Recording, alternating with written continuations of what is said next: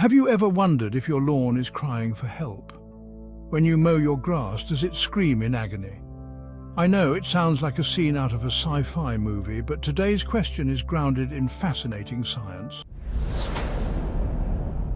Plants, including grass, communicate using chemical signals.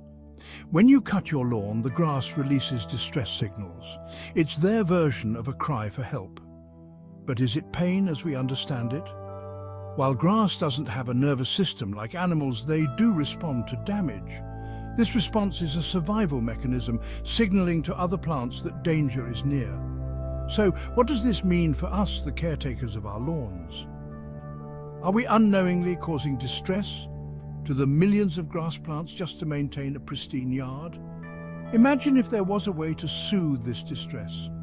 Could we develop a kind of pain relief for plants? It's a thought-provoking idea, blending ethics with science.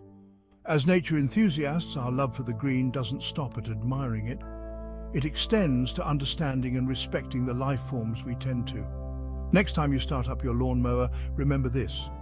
Your grass might be sending out a silent scream. What will you do about it? Let's continue to explore, understand, and respect the incredible world of nature. Thank you for watching.